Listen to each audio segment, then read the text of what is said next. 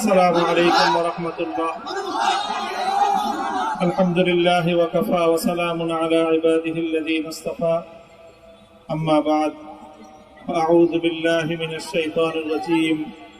بسم الله الرحمن الرحيم.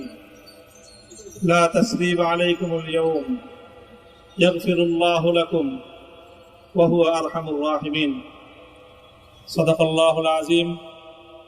সমবেত প্রাণপ্রিয় তৌহিদি জনতা, বিভিন্ন স্তরের ধর্মপ্রাণ মুসলমান ভাই ও বন্ধুগণ, ছাত্র বন্ধুগণ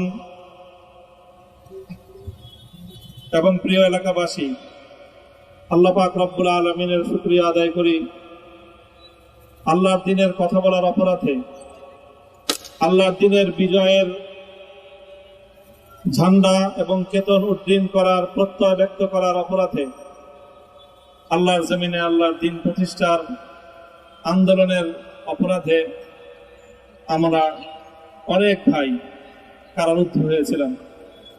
পর্যায়ক্রমে সকলেই আলহামদুলিল্লাহ জিন্দানখানার লৌহ প্রাচীর ভেদ করে মুক্ত জীবনে ফিরে এসেছে।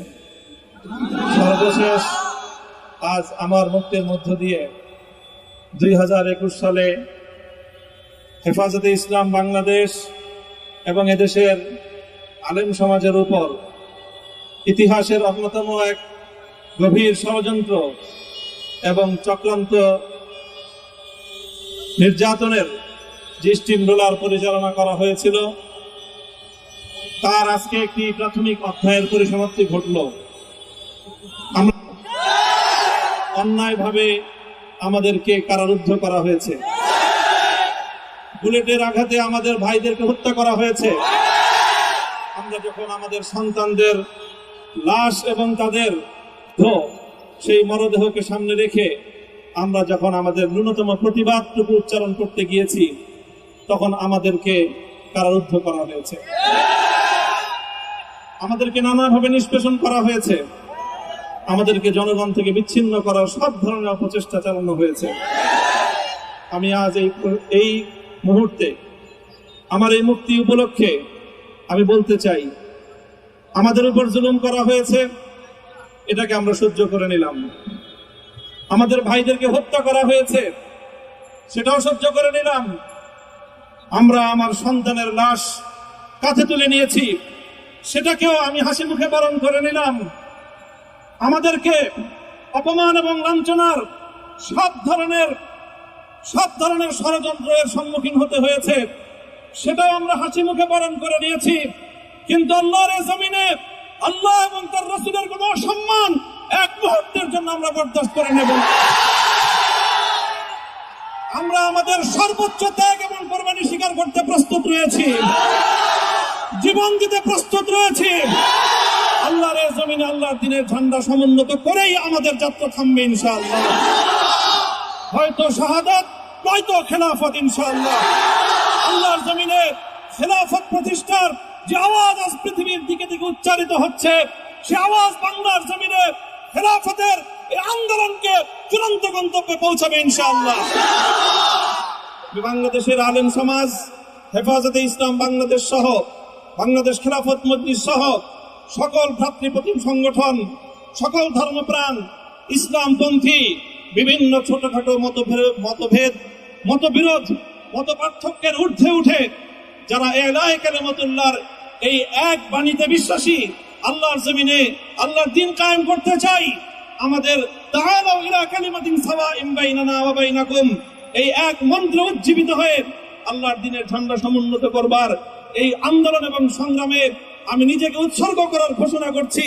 এবং আমার সকল ভাইদেরকে, আমি সকল উলামায়ে কেরামকে এবং ধর্মপ্রাণ মুসলমানদেরকে, ইসলামী নেতৃত্বকে ঐক্যবদ্ধভাবে এই সংগ্রামের ঝান্ডা সমুন্নত করবার, ধারণ করবার আহ্বান জানাচ্ছি।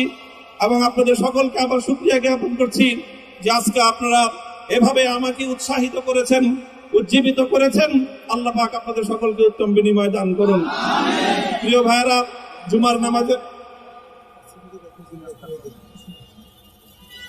জুমার নামাজের একেবারে ঠিক আগ মুহূর্ত, এখন সব মসজিদগুলোতে জুমার প্রস্তুতি চলছে।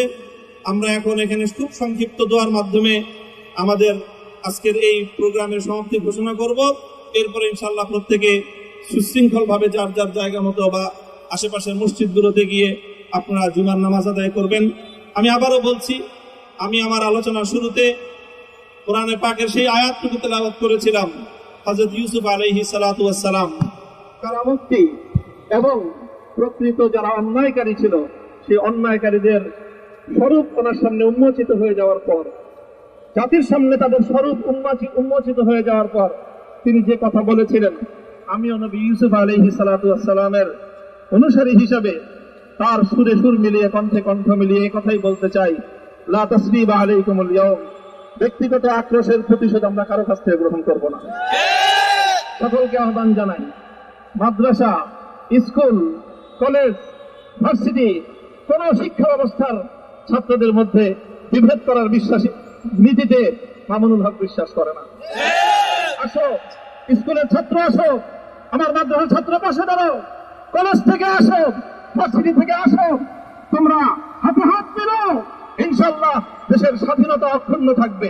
এদেশের ইসলাম এবং হাজার বছরের যে সাধনা সংগ্রাম, সেই সংগ্রাম বিজয়ী হবে ইনশাআল্লাহ।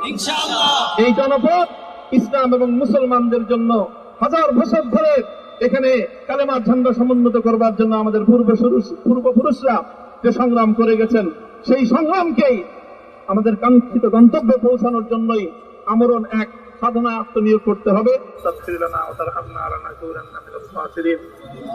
ربنا آتنا في الدنيا حسنة وفي الآخرة حسنة وقنا عذاب النار اللهم أحسن عاقبتنا في الأمور كلها وأجرنا من خزي الدنيا وعذاب الآخرة আয় আল্লাহ, ইখলাসের সাথে শুধুমাত্র আপনার সন্তুষ্টির উদ্দেশ্যে আপনার দ্বীনের ঝান্ডা সমুন্নত করবার জন্য আল্লাহ আমাদের বুকে আপনি সাহস দিন, আল্লাহ সাহস হিম্মত দান করুন। আল্লাহ আপনার নুসরতকে, আপনার সাহায্যকে আমাদের সামিলে হাল করে দিন। আল্লাহ আপনি আমাদেরকে সাহায্য করুন। আমরা সংখ্যায় কম, শক্তিতে দুর্বল, আল্লাহ সর্বদিক থেকে আমরা অপ্রতুল, কিন্তু আপনার সাহায্য সাথে থাকলে আল্লাহ পৃথিবীর কোন শক্তি আমাদেরকে রুদ্ধ করতে পারবে না, পরাস্ত করতে পারবে না। আল্লাহ আমরা আপনার সাহায্য চাই।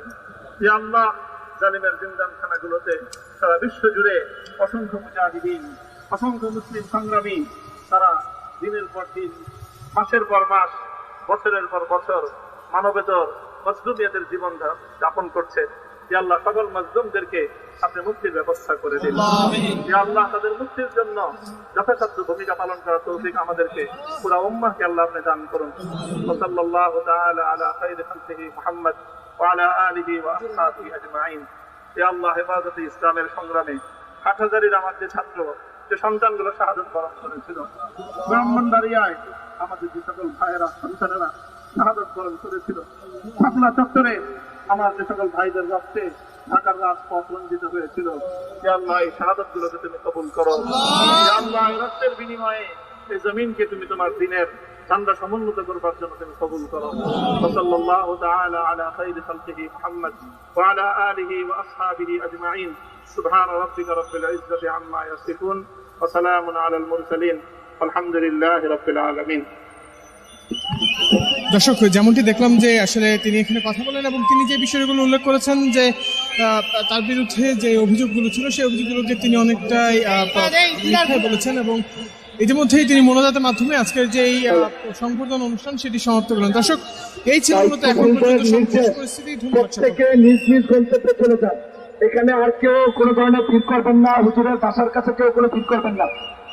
দায়িত্বশীলদের নির্দেশ, আপনারা যে মতো প্রত্যেকে নিজ নিজ গন্তব্যে চলে যান। অত্যন্ত সুশৃঙ্খল ভাবে, কেউ কোনো ধরনের বিশৃঙ্খলা করবেন না। এবং এই যে হুজুরের বাসার যে গলি, এই গলির মধ্যে কেউ ঢুকবেন না। এখানে আমাদের ছাত্রছাত্রীরা হুজুরের গলির মাথায় দাঁড়িয়ে যান, ছাত্রছাত্রীরা গলির মাথায় দাঁড়িয়ে যান। কেউ যাতে হুজুরের বাসার গলির মধ্যে না ঢুকে, প্রত্যেকে সুশৃঙ্খল ভাবে চলে যান।